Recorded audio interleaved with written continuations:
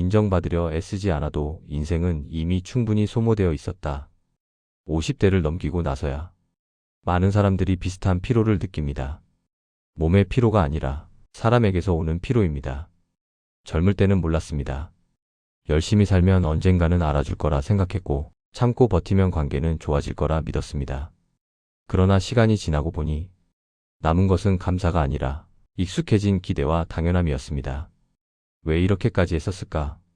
왜 인정받는 일이 이렇게 중요했을까? 이 질문은 감정의 문제가 아닙니다. 성격의 문제도 아닙니다. 쇼펜하우어는 이 지점을 인간의 의지와 환상의 문제로 봤습니다. 오늘 이 시간에는 위로도 해결책도 제시하지 않겠습니다. 다만 우리를 지치게 만든 생각의 구조를 차분히 정리해 보려 합니다. 60대가 되면 한 번쯤 이런 생각을 해본 적이 있을 겁니다. 나는 나름대로 최선을 다해 살았는데 왜 돌아오는 건 이 정도일까? 직장에서도 가족 안에서도 사람들 사이에서도 항상 큰 소리 내지 않고 양보하고 맞춰왔습니다. 분명 나쁜 사람으로 살지는 않았습니다. 그런데 이상하게도 마지막에 남는 감정은 보람보다는 허탈함입니다. 쇼펜하우어는 말합니다. 사람은 선함을 알아보는 존재가 아니라 자기 이익에 민감한 존재라고. 우리는 착하면 관계가 좋아질 거라 믿습니다. 하지만 실제로 사람을 움직이는 것은 도덕이 아니라 필요입니다. 필요할 때는 고맙다고 말합니다. 필요 없어지는 순간 기억은 빠르게 흐려집니다. 이것은 배신이 아닙니다. 인간의 작동 방식입니다. 문제는 우리가 이 사실을 몰랐다는 데 있습니다. 아니, 알고 싶지 않았다는 표현이 더 정확할지도 모릅니다. 착함이 인정으로 이어진다는 믿음은 현실이 아니라 희망이었고 그 희망이 깨질 때 우리는 사람에게 실망하게 됩니다. 하지만 쇼펜하우어식으로 말하면 실망의 원인은 사람보다 기대에 있었습니다. 나이가 들수록 말수가 줄어드는 이유가 있습니다. 설명해도 소용없다는 걸 몸으로 알게 되기 때문입니다. 젊을 때는 내가 이런 상황이라서 그렇다. 내 마음은 이렇다. 이런 말들을 자주 했습니다. 이해받고 싶었기 때문입니다. 그러나 시간이 지나면서 깨닫게 됩니다. 대부분의 사람은 타인의 사정을 이해할 여유가 없다는 것을. 쇼펜하우어는 인간을 공감의 존재로 보지 않았습니다. 각자는 자기 고통에 갇힌 채 세상을 바라본다고 보았습니다. 그래서 이해받고 싶다는 욕망은 애초에 충족되기 어려운 욕망입니다. 상대가 냉정해서가 아닙니다. 그럴 구조가 아니기 때문입니다. 50대 이후에 느끼는 말해도 공허한 감정, 설명할수록 지치는 느낌은 자연스러운 결과입니다. 이 시점에서 많은 사람들이 착각합니다. 내가 더 잘 말했어야 했나? 표현이 부족했나? 하지만 쇼펜하우어의 관점에서는 문제는 전달 방식이 아닙니다. 기대의 방향입니다. 이해받아야 마음이 편해진다는 생각 자체가 우리를 계속 말하게 만들고 계속 실망하게 만듭니다. 침묵이 늘어나는 것은 패배가 아닙니다. 현실 인식의 변화입니다. 50대 이후가 되면 사람을 대하는 태도가 달라집니다. 예전처럼 먼저 연락하지 않게 되고 괜히 더 챙기지 않게 됩니다. 이 변화는 냉정해져서가 아닙니다. 경험 때문입니다. 젊을 때 우리는 믿었습니다. 내가 조금 더 친절하면 관계는 자연스럽게 깊어질 거라고. 그래서 불편해도 웃었고 손해를 봐도 넘어갔습니다. 관계를 위해서라면 그 정도는 감수해야 한다고 생각했습니다. 하지만 시간이 지나고 보니 친절은 깊이를 만들기보다는 역할을 고정시켰을 뿐입니다. 쇼펜하우어는 인간관계를 본질적으로 이해관계의 접점으로 보았습니다. 사람은 호의보다 편리함에 더 오래 머무릅니다. 계속 베푸는 사람은 좋은 사람이 아니라 편한 사람으로 남습니다. 그리고 편한 사람은 쉽게 잊힙니다. 60대가 되어서 느끼는 이 묘한 거리감은 배신의 감정이 아닙니다. 친절히 관계를 지켜줄 거라는 생각이 현실과 어긋났다는 뒤늦은 인식에 가깝습니다. 이 시점에서 많은 사람들이 스스로를 탓합니다. 내가 너무 줬나? 선을 넘었나? 하지만 문제는 과함이 아니라 기대였습니다.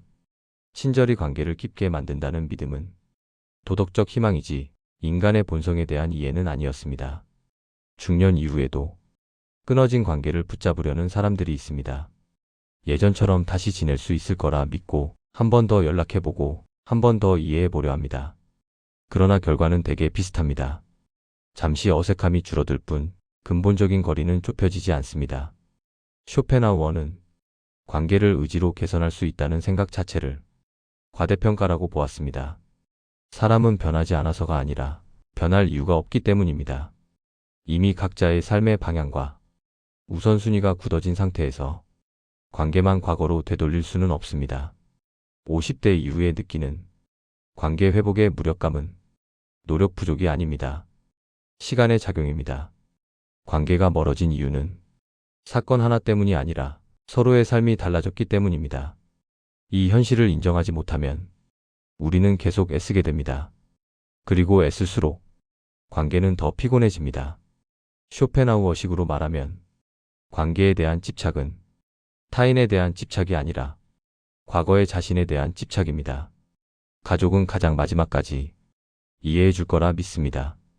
그래서 가장 많이 참고 가장 늦게 실망합니다. 부모이기 때문에, 형제이기 때문에, 부부이기 때문에 서로 다를 수는 있어도 결국은 통할 거라 생각합니다. 하지만 60대가 되면 이 믿음도 흔들립니다.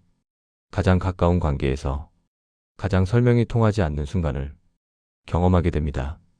쇼펜하우어는 혈연이 인간 본성을 넘어선다고 보지 않았습니다. 가족 역시 각자의 의지와 욕망을 가진 독립된 개인일 뿐입니다. 가족이라는 이유로 이해를 기대하는 순간 실망의 가능성은 더 커집니다. 가까울수록 기대는 커지고 기대가 클수록 상처는 깊어집니다. 이것은 비정함이 아닙니다. 관계의 구조에 대한 인식입니다. 가족에게서 느끼는 거리감은 사랑이 부족해서가 아니라 기대를 내려놓지 못해서 생깁니다. 혼자 있는 시간을 불안해하는 사람들이 많습니다. 특히 중년 이후에는 혼자 있다는 사실이 패배처럼 느껴지기도 합니다. 사람들은 묻습니다. 요즘 누구랑 지내세요? 연락하는 사람은 있나요? 이 질문 자체가 외로움을 부정적인 상태로 전제하고 있습니다. 쇼펜하우어는 고독을 결핍으로 보지 않았습니다. 오히려 사고할 수 있는 조건으로 보았습니다. 사람이 많을수록 사유는 얕아지고 혼자일수록 생각은 깊어집니다. 50대 이후에 찾아오는 고독은 관계 실패의 결과가 아닙니다. 불필요한 관계가 자연스럽게 정리된 상태입니다. 이 시기를 잘못 해석하면 다시 사람 속으로 무리하게 들어가려 합니다. 그러나 그럴수록 피로는 반복됩니다. 어느 순간부터 굳이 설명하지 않게 됩니다. 굳이 증명하지도 않습니다. 이 변화는 체념이 아닙니다. 사유의 방향이 바뀐 결과입니다. 쇼펜하우어가 말한 성숙은 세상과 화해하는 것이 아니라 세상을 과대평가하지 않는 상태였습니다. 사람에게서 인정을 기대하지 않고 관계에서 의미를 과도하게 찾지 않을 때 마음은 오히려 조용해집니다.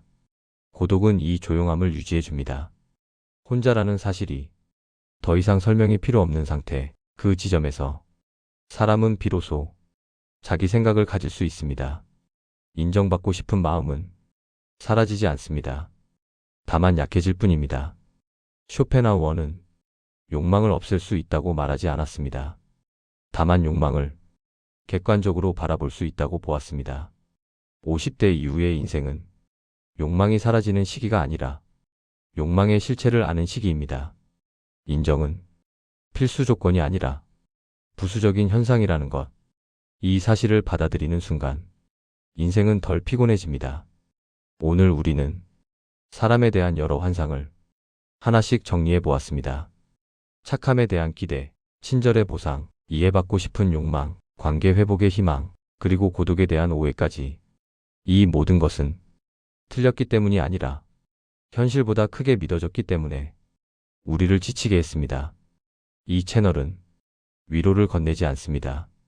다만 생각을 정리할 수 있는 조용한 시간을 제공하려 합니다. 오늘의 사유가 당신의 마음을 조금 더 명확하게 만들었다면 그것으로 충분합니다. 이런 철학적 사유가 도움이 되셨다면 구독과 좋아요, 그리고 알림 설정을 통해 다음 이야기에서도 함께 생각해 보시길 바랍니다. 오늘도 끝까지 들어주셔서 감사합니다.